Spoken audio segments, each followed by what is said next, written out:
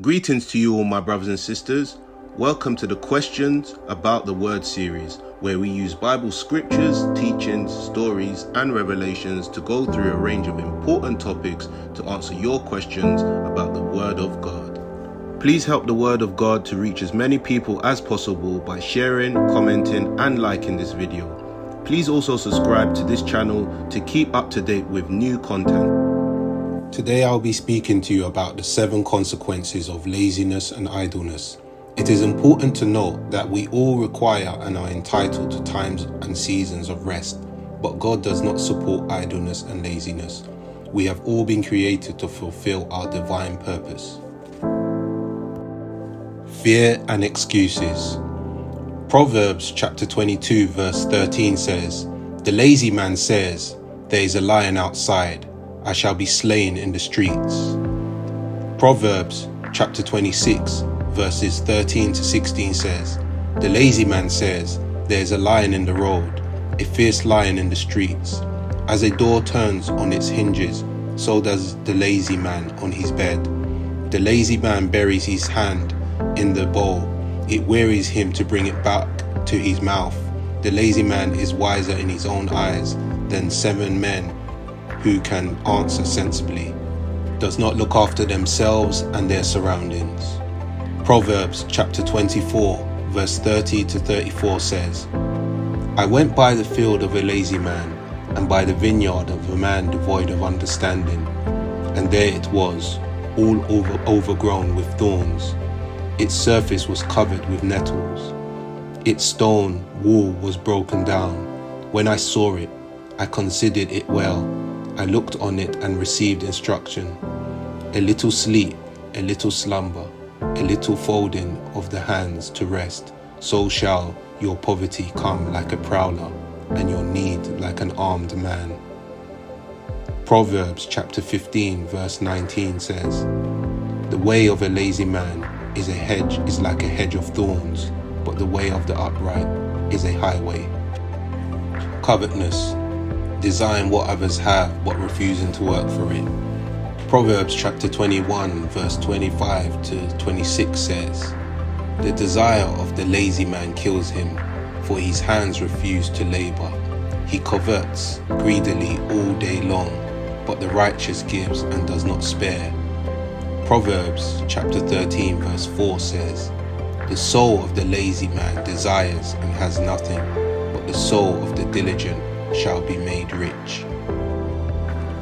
The procrastinator does not finish what they started. Proverbs chapter 12 verse 27 says, "The lazy man does not roast what he took in hunting, but diligence is man's precious possession." Proverbs chapter 14 verse 23 says, "In all labor there is profit, but idle chatter leads only to poverty." So the first verse talks about the lazy man going out hunting. So he or she did start, but did not roast what they took out hunting. So they did not finish what they started. The second verse talks about when people talk a lot about what they are going to do or will do, but they do not actually put it into action. So this leads to unproductiveness and ultimately to no fruit coming out of what they have said that they would do. Leads to begging, stealing, and forced labor. Proverbs chapter 12 verse 24 says, "The hand of the diligent will rule, but the lazy man will be put to forced labor." Proverbs chapter 20 verse 4 says, "The lazy man will not plow because of winter. He will beg during harvest and have nothing." Leads to poverty. Proverbs chapter 10 verse 4 says, "He who has a slack hand becomes poor, but the hand of the diligent makes rich." Excessive sleeping and tiredness. Proverbs chapter 19 verse 15 says, "Laziness casts one into a deep sleep, and an idle person will suffer hunger." Proverbs chapter 20 verse 13 says, "Do not love sleep, lest you come to poverty. Open your eyes, and you will be satisfied with bread." Proverbs chapter 6 verse 6 to 11 says, "Go to the ant, you sluggard, consider her ways and be wise, which, having no captain, overseer, or ruler, provides her supplies in the summer, and gathers her food in the harvest. How long will you slumber, O sluggard? When will you rise from your sleep? A little sleep, a little slumber, a little folding of the hands to sleep. So shall your poverty come on you like a prowler, and your need like an armed man." I would like to conclude with a parable that Jesus shared in Matthew chapter 25, verse 14 to 30, the parable of the talents.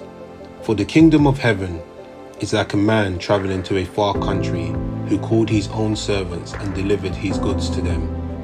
And to one he gave 5 talents, to another 2, and to another 1, to each according to his own ability. And immediately he went on a journey. Then he who had received the 5 talents went and traded with them, and made another 5 talents. And likewise he who had received 2 gained 2 more also.